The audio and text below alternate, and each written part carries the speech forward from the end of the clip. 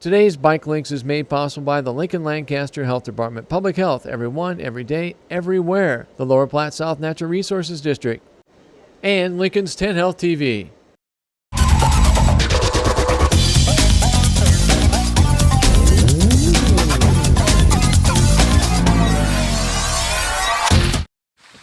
Oh, hi. Welcome to Bike Links.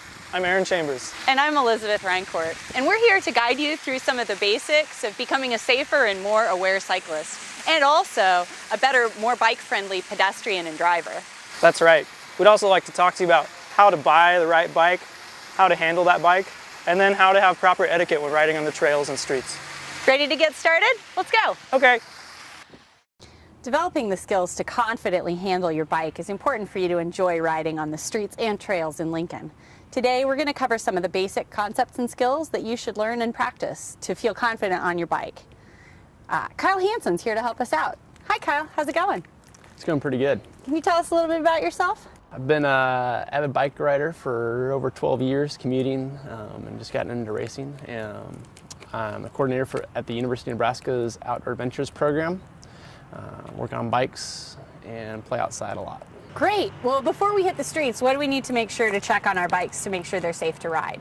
One of the quick and easy things that we like to do on our bikes is do an ABC quick check.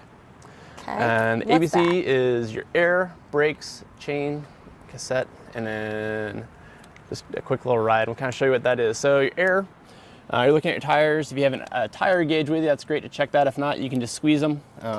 If you're used to riding your bicycle, you should know what a firm tire is and what a not full tire feels like.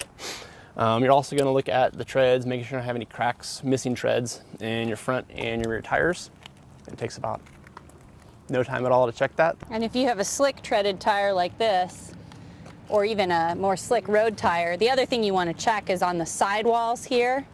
You want to make sure there aren't any cracks on the sidewalls, because if they're cracking, it might be time to replace your tires. The next thing you're going to check on is your brakes.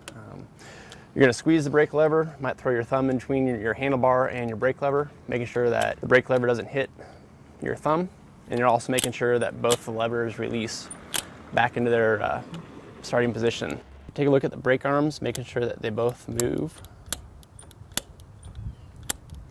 Then you're also going to look at the brake pads, making sure they hit the rim and they aren't worn or misaligned. Next thing we're going to go on to is your cranks, chain, and cassette. We're going to grab the pedal or grab the crank arm. We're going to be moving it or trying to move it side to side to see if there's any wiggle or play.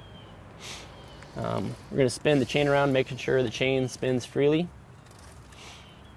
And you're going to look at your cassette, making sure there aren't any missing teeth on any of that part of the bicycle.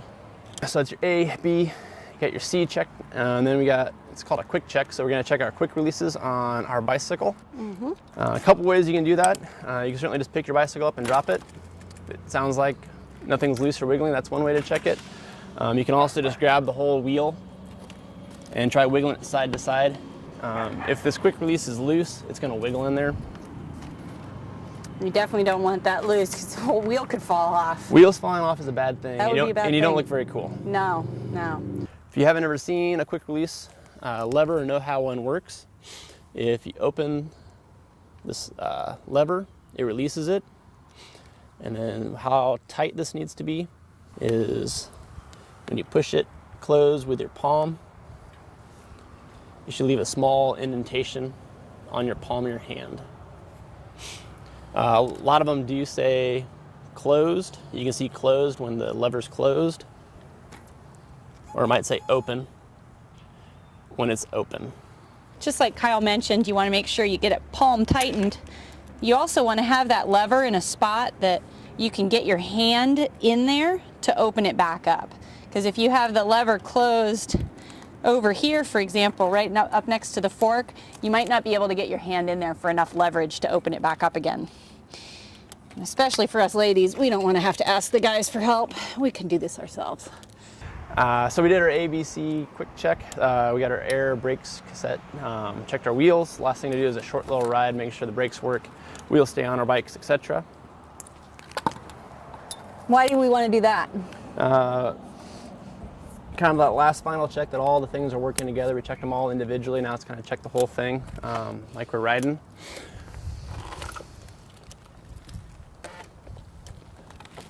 So we're going through this whole ABC quick check before we ride, so that when we get out on the street or on the trail, we don't have any surprises or things we don't know about not working.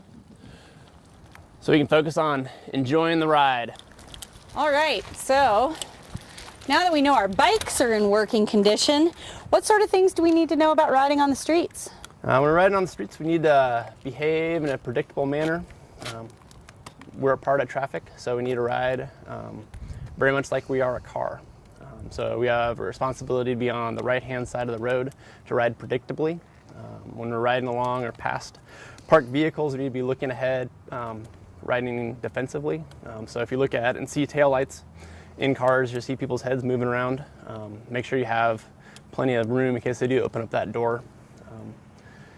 So you have room to pass. So if a car is parked, you know, giving yourself at least 3 feet of space between the parked car and you. And if you see someone getting out or about ready to get out, you're probably gonna need to get more room away from that car.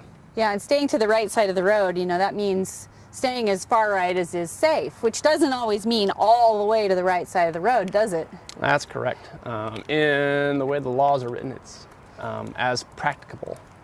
So when you're riding along, and we got kind of a sample here over here on this curb, there's leaves, things are dropped by the rainstorm and whatnot. We don't have to ride in that garbage. We can ride off where cars are driving, you know, just to the left-hand side of any hazards that may be there for us as cyclists. And if it gets to a situation where we can't ride, or it's not safe for us to ride in a narrower street, we certainly can be over and take the entire lane of just like a car would, so cars aren't trying to pass us.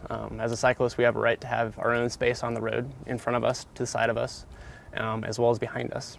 Great. What about riding side by side on the street? You need to ride single file.